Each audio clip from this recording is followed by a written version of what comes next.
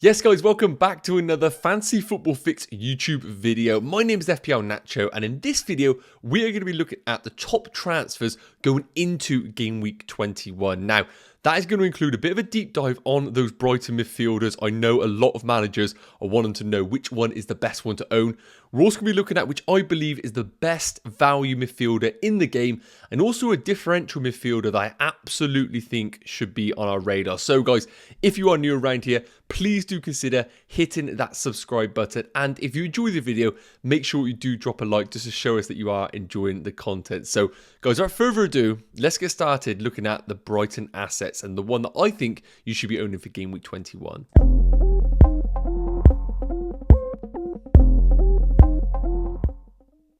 So what an incredible job De Zerbi has done with Brighton since he took over from Game Week 9 onwards. And it's worth noting, the stats that you can see on the screen here are based on the time that these players have had under De Zerbi, which is basically from Game Week 9 till Game Week 20. And before we deep dive into these players, I just want to quickly kind of give you an update on Brighton's fixtures going forward. Now, we know that there are potential double game weeks to be announced. They could fall in Game Week 21, Game Week 22. We haven't had an official announcement. But for those managers that potentially wanted to hold off for their transfer until we get an official announcement, I think that might be a wise move for your teams. Once we do get the official announcement, maybe over the international break before Game Week 22, then we can start to look at which player to bring into our team. But nonetheless, these are still fantastic options for our teams. And it's worth noting as well, Game Week 25 could be a potential blank for Brighton. So that's just worth to have in the back of your minds when we are looking at these assets. But as I mentioned, guys, Brighton midfielders are offering incredible value right now in the game. The most expensive that we have on the list here is Pascal Gross at 5.6 million, all the way down to the cheapest option with Matoma at 4.9 million. I really think we have some gems in the Brighton midfield. Now you can see on the screen here, we've highlighted those in green that are the best in each department. And there's a common trend here that the cheapest player in Matoma is actually performing in pretty much each department, with expected goals at 0.35 per 90 being the best, big chances 0.9 per 90, and expected FPL points per 90 being 5.05. And you can see that across the board that the numbers are decent for each and every player. Now, I want to have a quick kind of discussion about the positions that each player is taking up. Now, I'm kind of looking at Matoma versus March at being almost a matchup, and McAllister and Pascal Gross being a bit of a matchup, and mainly being as they operate in very similar areas of the field. Matoma operating off the left flank compared to March on the right, and McAllister and Pascal Gross operating in almost number 8 positions in the team. So when we have a look at the touch heat map for both of the players in regards to McAllister and Pascal Gross, both have been very much in the middle third, moving into the final third, but touches in the box haven't necessarily been dominant on the touch heat map. It's been very much a case of hovering around in and amongst the middle of the field. And when we are considering an FPL option, it's not the sort of thing that I want to be seeing from a touch heat map. Shots from outside the box just aren't really that appealing when we are bringing in FPL options. As you can see from the expected goals department, both are nowhere near Matoma's at 0.11 for McAllister and 0.14 for Pascal Gross.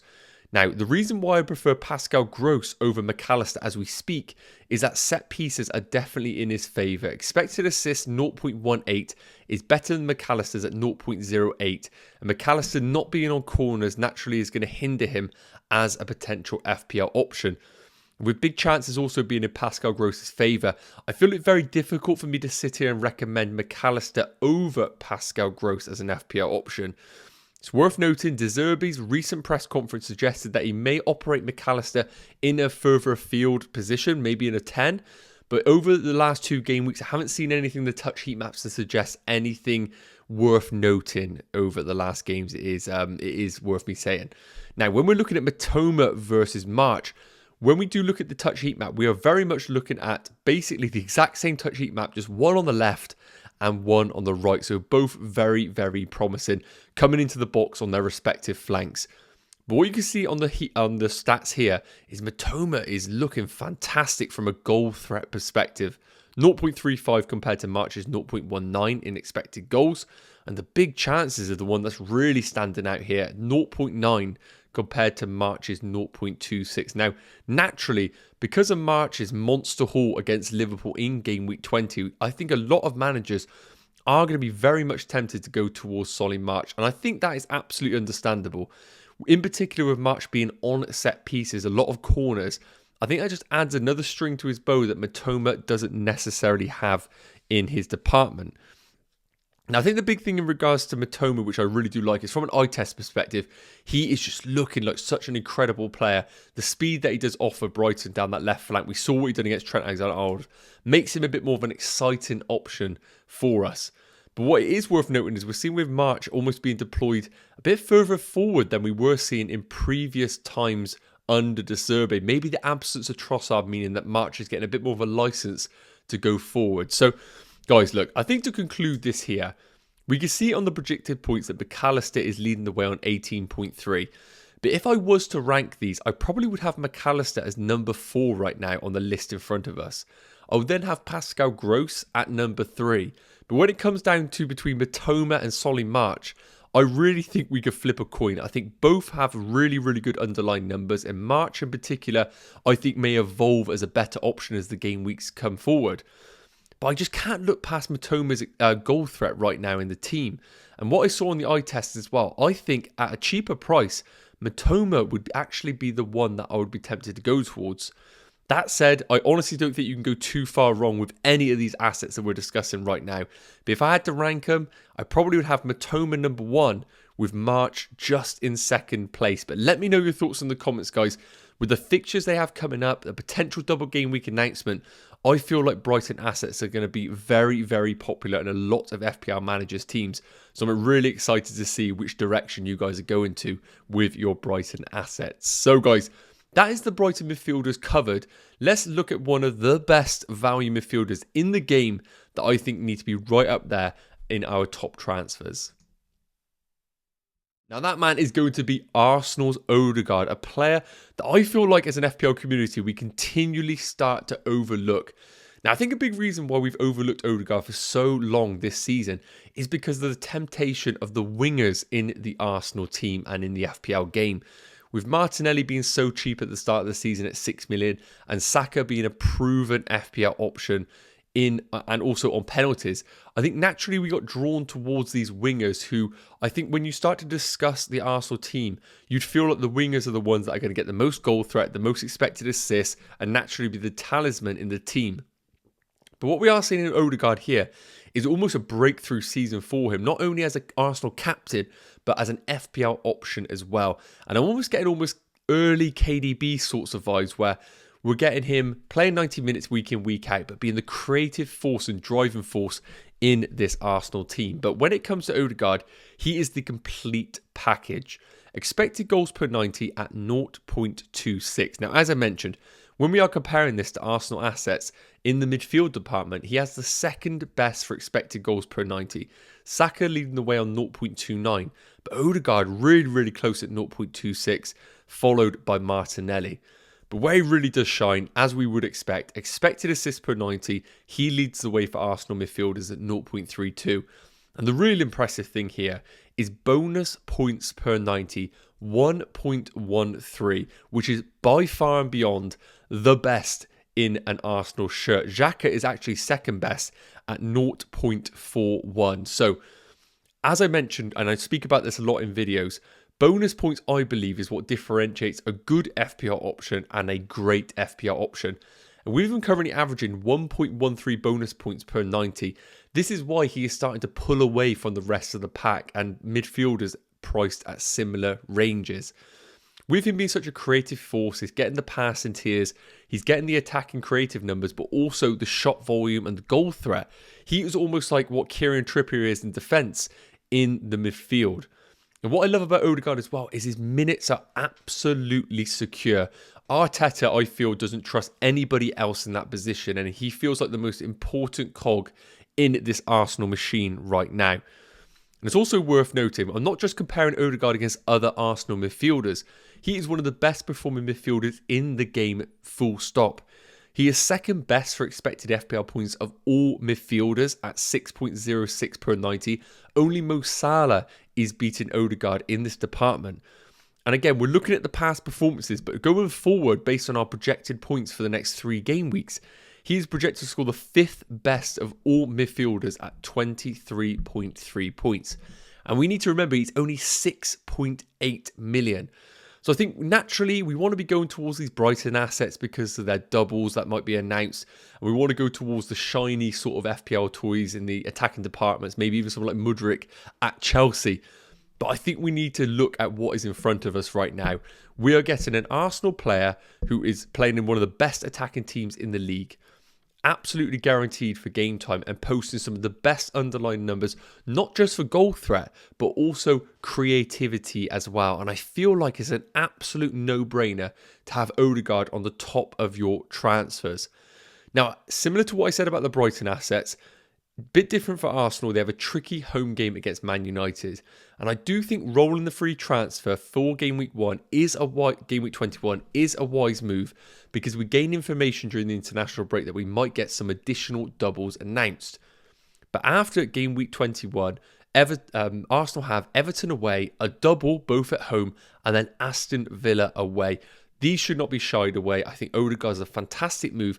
And I would also argue, if you were sat there with someone like Saka, trying to free up some funds in your team to accommodate other positions, I do not mind for a free transfer at all, coming down from Saka and going to Odegaard as your Arsenal midfielder. He is right up there as one of the best in the game. So guys, let me know your thoughts in the comment section in regards to Odegaard.